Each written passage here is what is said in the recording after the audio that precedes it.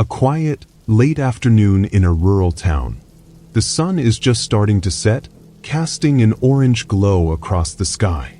A dusty, old shed stands in the corner of a large backyard, surrounded by overgrown weeds and creeping vines.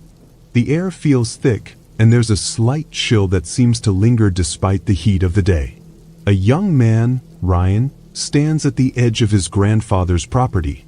His eyes are drawn to the shed, a place he hasn't dared enter in years. The shed had always been locked, and the rumors around it, told by his parents and neighbors, were enough to keep him away. But today, something feels different. Ryan's grandfather, Old Bill, had passed away recently. After the funeral, Ryan was tasked with going through his things, sorting out what needed to be kept and what could be thrown away. The shed, though, was something Ryan had always been curious about. No one had talked much about it, but there was always a whisper of mystery surrounding it. People said that no one really knew what was inside. Old Bill had been a private man, and that shed was a reflection of him, quiet, hidden, and left alone. Ryan approaches the shed, hesitating for a moment. His hand hovers over the rusty, old lock. The moment feels heavier than it should, like there's something just beyond the threshold of this small, crumbling building that wants to stay hidden. The air around him grows cooler as he finally turns the key, the old lock giving way with a loud click that echoes in the silence of the late afternoon. The door creaks open, and Ryan steps inside. Inside, dust hangs in the air like a veil, and everything smells old, musty, and forgotten. The space is cramped, filled with boxes, old tools, and strange, unlabeled jars and bottles. Ryan's heart beats a little faster as he moves further in, his flashlight flickering across shelves stacked high with things that don't seem to belong together. At the back of the shed, tucked away behind old blankets and a tarp, Ryan notices something unusual, a large wooden trunk. It's old, almost ancient-looking, with dark stains on the surface and strange symbols carved into the sides. He feels a chill run down his spine as he steps closer, his curiosity now fully ignited. He kneels down, brushing the dust away from the trunk's surface. There's no label or any clear indication of what it might be. Just a heavy, unmarked box, sitting there as though it had been waiting for him. His fingers trace the symbols carved into the wood. They seem oddly familiar, but he can't place where he's seen them before. His thoughts drift to the stories his grandfather used to tell him, tales of hidden treasures, strange happenings, and things left behind for a reason. Was this trunk part of those stories? Or was it just another old object with no meaning? Ryan grabs the edge of the trunk and pulls. It's heavy, and it groans under the strain. After a moment, he gets it open. Inside the trunk is a pile of old, yellowing papers. At first, it seems like just more clutter, but as Ryan shuffles through the papers, he notices something strange. Beneath them, there's a small wooden box. It's sealed shut, and a strange energy seems to radiate from it. Ryan's hands shake slightly as he picks it up, feeling the weight of it. It's as if the box is holding something that wants to stay hidden, something that doesn't want to be found. He opens the box, and inside, there's a small, leather-bound book. The book looks ancient, its edges frayed and the cover cracked with age. The writing on the cover is in a language Ryan doesn't recognize, but something about it feels wrong. His stomach tightens as he flips the book open, his eyes scanning the strange symbols inside. Suddenly, he feels a sharp tug on his chest, like something invisible is pulling him deeper into the shed. The temperature drops, and the shadows in the corners of the shed seem to grow darker, stretching longer than they should. The air grows thicker, and Ryan can almost feel the weight of eyes watching him. Ryan's heart races as he slams the book shut. A low, guttural sound echoes through the shed, like a voice calling out to him from the walls. He's not sure if it's his mind playing tricks on him or if something is really there. His hands are trembling as he backs away from the trunk, his breath coming in short gasps. A strange sense of unease settles over him, and the hairs on the back of his neck stand up. Something in the shed has changed. The air feels alive, as though the space is reacting to his discovery. Ryan turns to leave, but just as he steps toward the door, he hears a noise from behind him. A scraping sound, followed by the unmistakable thud of something heavy moving across the floor. He freezes, his heart pounding in his chest. The noise stops, and for a moment, the shed is still. But Ryan can't shake the feeling that he's not alone.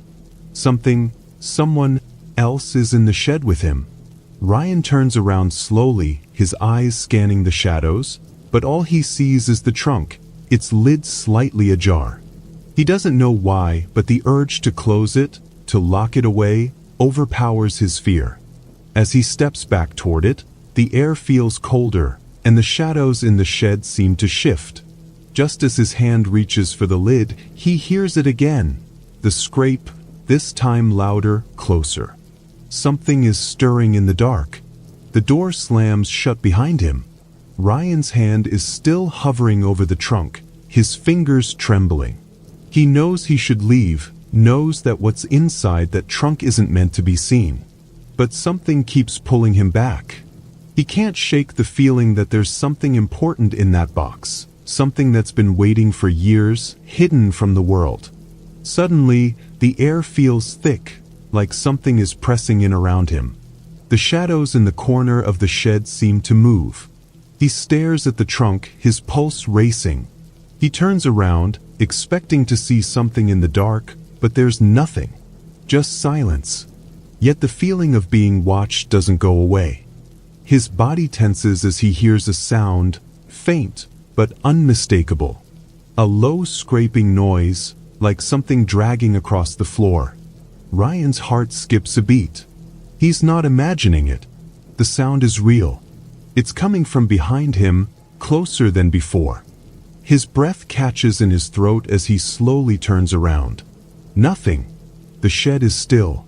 Too still. His mind is racing, trying to make sense of what's happening. Maybe it's just the stress of cleaning out his grandfather's things. Maybe it's just his nerves. But deep down, Ryan knows something isn't right. His grandfather's shed was always locked up tight. But why did he open it today? Ryan looks back at the trunk. The book inside it is still closed, and for a moment he debates just walking away. But that thought is quickly drowned out by another noise. A soft, dragging sound, louder this time. It's unmistakable. Something is in here with him. His legs feel heavy, but he forces himself to walk toward the door, his steps slow, cautious. The scrape continues, each drag making his skin crawl. He's almost at the door when it happens. The trunk's lid creaks open by itself. Ryan freezes, his breath hitching in his chest. The trunk is opening, slowly, as if inviting him to look inside once more. The book. It's calling to him. The shadows grow darker, and the temperature drops. He can feel the air turn cold against his skin. With a rush of adrenaline, Ryan spins around, grabbing the book from the trunk. As soon as he holds it, the book feels unnaturally heavy in his hands. He opens it again, and this time, the symbols on the pages seem to shift, like they're moving. His eyes widen. The words are changing. A sharp, cold wind blasts through the shed, knocking over a stack of boxes. Ryan's heart races. The sound of something scraping along the floor grows louder, echoing in the small space. He can't move. His body is frozen in place. Suddenly, the shadows shift and form into shapes, figures, moving and reaching out for him. Ryan takes a step back, the book slipping from his hands and hitting the floor with a loud thud. The figures in the shadows start to move closer, but they don't seem to walk. They glide, hovering above the ground, their eyes glowing faintly in the dark. Ryan's pulse quickens as one of the figures stretches toward him, its hand reaching out with unnatural speed. Panic surges through Ryan. He turns and bolts for the door, pushing it open with all his strength. It creaks, but it doesn't budge. He pushes harder, but the door refuses to move. His breath is shallow now, and his mind is spinning. He can't stay here. He needs to leave, but it feels like something is holding the door shut. Behind him, the shadows are closing in. He can feel their presence, hear the soft scraping of something being dragged across the floor. It's not over. Whatever's in the shed, it's not finished with him. Ryan slams his shoulder against the door, and this time, it finally gives way. He stumbles outside, breathing heavily, but the cold still follows him. The shadows cling to him, and the strange energy in the air doesn't let go. He turns around, expecting to see the shed, but it's gone. There's only an empty field, the trees swaying gently in the wind. Ryan's heart is racing, his mind struggling to comprehend what just happened. He takes a few steps forward, but then something catches his eye, movement just beyond the trees. A figure. A shadow. Ryan stops in his tracks. Something is out there, and it's watching him. Ryan stares at the empty field, heart pounding. The shed, the trunk, the strange presence he felt, it's all too much. His mind races to make sense of what just happened. He takes a deep breath, trying to steady himself, but every breath feels colder than the last. The shadows from the shed seem to linger, still pressing in on him. It's as though they've followed him outside, like they're waiting, watching. The figure he saw beyond the trees, it's still there. Just standing, not moving. It's too far to make out any details, but Ryan's stomach tightens. Every instinct in him is screaming to run, to leave, but his legs are heavy. The cold air has taken hold of him, freezing him in place. He doesn't know why, but he can't stop looking at it. The figure is getting closer now, moving at a slow, unnatural pace. Suddenly, a loud snap of a twig breaks the silence, and Ryan jolts, spinning around. The trees are empty, no one there. But the chill, the oppressive weight of something watching, doesn't go away. He feels it, creeping up his spine, a feeling of dread that's impossible to ignore. With a deep breath, Ryan turns back to face the figure. But now it's closer, much closer. His heart skips a beat. The figure is tall, impossibly tall, with a dark, looming presence that seems to distort the air around it. It doesn't have a face, just a shadowy outline that blurs at the edges. But Ryan can feel its gaze on him, sharp and cold, like it's reading every thought in his mind. His first instinct is to run, but his legs won't move. He's rooted to the spot. The figure steps closer, its feet making no sound as they hit the ground. Ryan's breath comes in short gasps, his chest tightening. The figure's movement is fluid, like it's not even walking, just gliding over the earth, closing the distance between them with every passing second. A cold gust of wind blows through the field, but the figure doesn't flinch. Ryan feels the temperature drop even more, the air turning icy as the figure nears. The shadows around him grow deeper, more oppressive, like they're closing in on him. He can't tear his eyes away. He feels like if he looks away for even a second, he'll disappear, swallowed up by whatever this thing is. Finally, the figure stops. It's only a few feet away now, its presence overwhelming, almost suffocating. Ryan's chest tightens further. His head spins. He wants to scream, to shout for help, but the words won't come. The fear is too strong, too powerful. He opens his mouth, but only a shaky breath escapes. Then, the figure raises its arm. Slowly, deliberately. It's so close now that Ryan can feel the cold emanating from its outstretched hand. The air feels like it's being sucked out of him, and he's suffocating, desperate for air.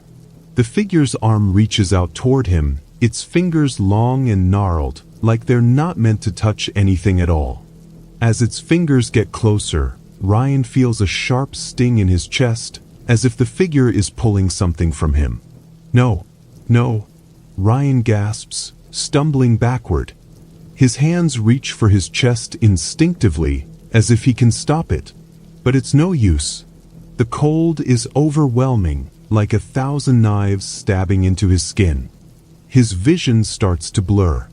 He blinks rapidly, trying to focus, but everything feels distant, unreal. And then, just as quickly as it came, the cold disappears. The figure vanishes. 1 second it's there, looming over him, and the next it's gone. Ryan stumbles forward, gasping for air, feeling the warmth return to his body. He looks around frantically, but the figure is nowhere to be seen. The field is quiet again, still, as if nothing ever happened. But Ryan knows better. He's not alone. He quickly turns and makes his way back to the shed, not daring to look behind him. The trunk. He has to go back to the trunk. It's the only thing that makes sense now. Whatever that thing was, it had something to do with the trunk, with the book. He's sure of it. The book, it felt alive when he held it, and the symbols on its pages, they were changing, moving, as if they were being written in real time. As Ryan approaches the shed, his heart begins to race again. The door is still slightly ajar, just as he left it. He hesitates for a moment, then pushes it open further, stepping inside. The air in here is different now. He can feel the weight of it, the oppressive silence that fills every corner. The shadows are deeper, more alive, like they're waiting for something to happen. Ryan takes a slow step toward the trunk. His eyes never leave it, his heart pounding in his chest. He knows that opening the trunk again is a mistake. He knows it will only make things worse. But he can't stop himself.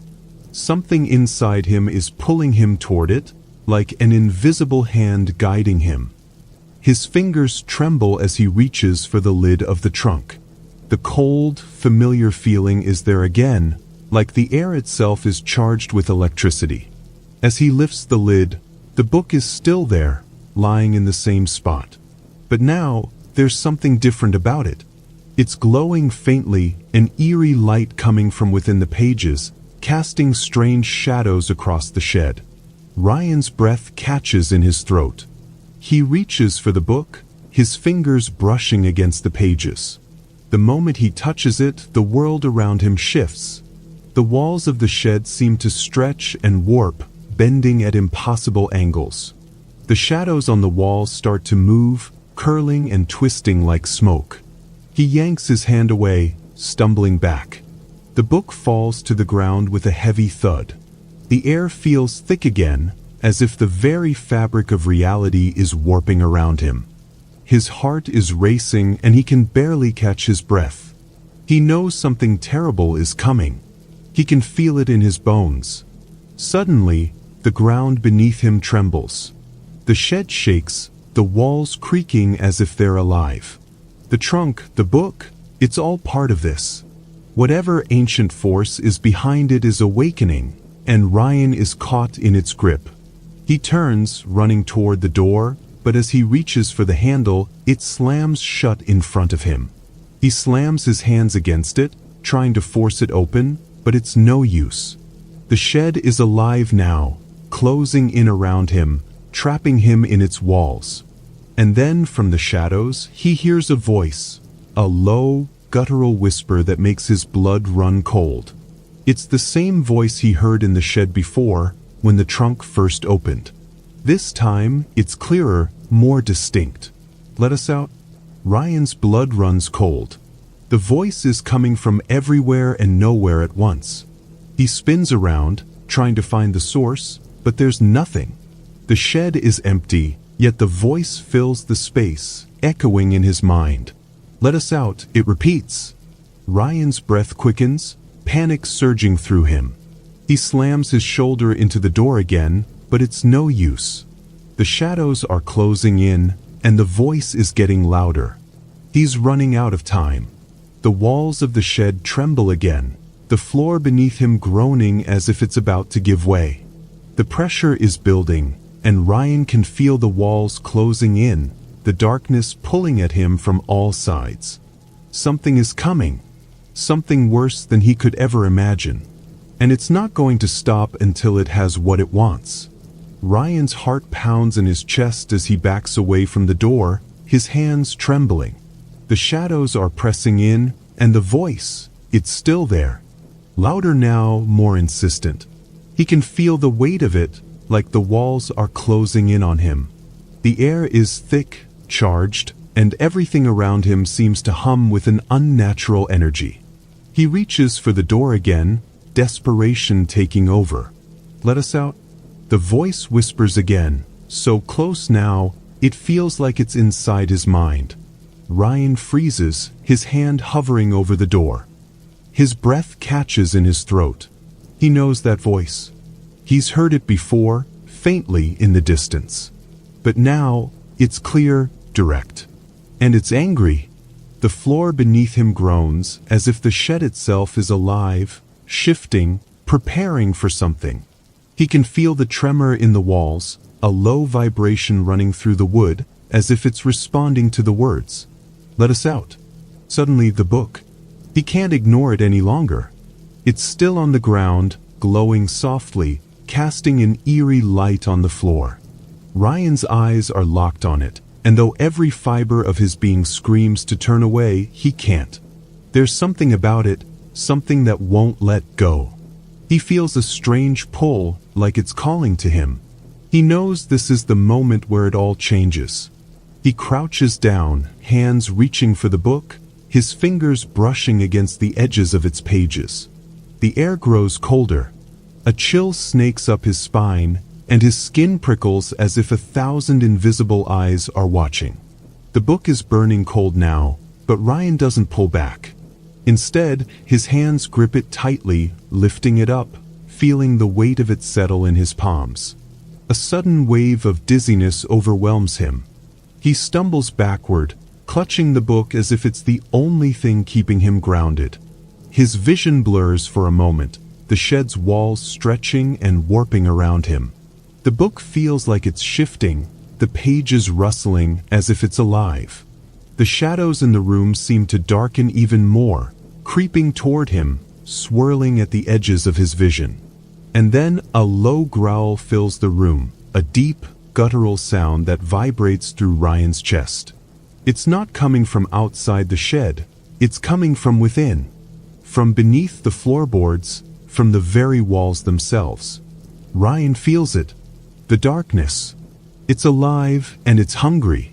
The air grows heavy, thick with something old, something ancient, something that doesn't belong here. The growl turns into a hiss, followed by a deep, resonating voice, the same voice he heard before. This time, it's louder, clearer. It fills his head, echoing in the corners of his mind. "Open it?" The command is sharp, demanding. Ryan's body freezes. His eyes dart to the trunk. He knows what it means. Whatever was inside that trunk before, it's waiting to come out. The thing in the shadows is waiting for him to open it. Waiting for him to set it free. Ryan's pulse races. He can't do this. He can't open it. But the voice keeps repeating, "Open it, open it." The pressure in the room increases, and the walls groan again, the sound like the deep growl of some ancient beast. He stumbles toward the trunk, his movements jerky, unsure. He doesn't want to do this. He doesn't want to open it. But his hand is already reaching for the latch, as if something else is controlling him. As if he has no choice. The cold from the trunk seeps into his bones, wrapping around him like a vice. His fingers grasp the latch, trembling, and with a sudden jerk, he pulls it open. The moment the lid lifts, the air grows heavier. A violent gust of wind blasts out from the trunk, slamming Ryan backward into the far wall. The book flies from his hands, landing on the floor with a loud thud, its glow flickering wildly before it fades to nothing. The shed seems to shake, the walls creaking under the strain, as if something powerful is about to break free. Ryan can't move. He's paralyzed by fear, his body frozen, staring at the open trunk. The shadows from within the trunk spill out, twisting and writhing like smoke. They pour into the room, filling every inch of space, growing darker, thicker. They reach for him, curling around his legs, his arms, his chest. "You opened it." The voice booms now, louder than ever before. Ryan doesn't recognize it. It's not human. It's something else. Something ancient. He's been feeding it, pulling it out of the shadows with his actions. And now it's here. The shadows press in on him, suffocating him, as if they're trying to drag him into the trunk, into whatever dark abyss it holds. Ryan screams, but the sound is swallowed by the darkness, his voice lost in the chaos. His hand darts for the book, now lying on the floor beside him. It's his only chance, his only hope. He grips it tightly, desperately flipping through the pages, looking for answers. The words blur before his eyes. But then one line stands out. "Close the door and never open it again." It's too late. He knows that now. He knows that once the door is opened, there's no going back. But he has to try. He has to close it. He stumbles to his feet, the shadows grabbing at him, pulling him down. With every ounce of strength, he pulls himself toward the trunk, lifting the lid and slamming it shut. The darkness fights back. The shadows lash out, throwing him to the ground. But Ryan doesn't give up. He pushes against it, using the last of his strength to force the lid back into place. And then, silence. The shadows pull away, disappearing as quickly as they came. The air returns to normal, the temperature rising, the oppressive weight lifting. But Ryan knows it's not over. Not yet. Ryan's breath is shallow, his chest heaving as he stares at the locked trunk. It's silent now, no eerie whispers or shadowy tendrils creeping across the room. But the stillness feels wrong. The silence feels like the calm before a storm. He's been here before. Standing in front of a locked door, unsure of what lies behind it, but knowing that it's something he can never escape. This time, the shed is quiet, too quiet, but it's not the peace he's been hoping for. There's a heaviness in the air, a lingering presence that he can't shake. It's the feeling that something is waiting, watching, just beyond the surface. Ryan's hands are still shaking. The book, that book, is lying on the floor, untouched since he slammed the trunk shut. But he can feel it. The book is waiting for him, calling him to open it again. He's afraid, too afraid to go near it, but he knows it's the only way. It's the only way to make this stop. With each step he takes, the room seems to stretch longer, the walls closing in around him. The floor creaks under his weight, each sound like a hammer in his ears. His pulse races as he reaches for the book. When his fingers brush against it, the chill returns, biting into his skin. He feels the weight of it again, the heaviness that draws him in, that won't let go. Ryan flips the book open to the last page. The words are scrawled in a language he can't understand, but the urgency in the ink is clear. The answer is here, somewhere. He knows it. But the words are shifting before his eyes, changing like the shadows in the room. Suddenly, the shed trembles. The walls groan, the floor shifts beneath his feet. The shadows begin to twist again, creeping along the edges of the room, reaching for him. They're back. "No," Ryan whispers, stepping back. "Not again." But it's too late. The voice returns, louder this time, rasping with a malicious undertone. "You can never escape me." Ryan looks toward the trunk, knowing now what he must do. He has to face it. He has to open it once more, not to release whatever is inside, but to lock it away for good. He can feel the weight of the dark force inside, pressing against him, forcing him forward. His hand hovers over the latch again, his fingers trembling. The shadows writhe around him, the growl of the thing inside the trunk filling the air. He knows that opening it now will mean one final confrontation, One last chance to put an end to the nightmare that has haunted him. With a deep breath, Ryan grabs the latch, yanking it open with all his strength. The darkness floods the room once again, but this time it's different. This time, Ryan is ready. He doesn't flinch. Instead, he steps forward, slamming the trunk lid shut with every ounce of force in his body. There's a moment of deafening silence. The shadows dissipate, vanishing as quickly as they came. Ryan stands there, breathless, his heart pounding in his chest, waiting for something else, something worse, to happen. But it doesn't. The room is still. Ryan's shoulders sag with relief. The nightmare is over. Or so he hopes. As he steps outside, the sun has just begun to rise, casting a pale light over the shed. For the first time in what feels like forever, Ryan breathes a sigh of relief. But deep down, he knows that whatever was in that trunk will never truly be gone. And he will always wonder what would have happened if he had opened it just once more.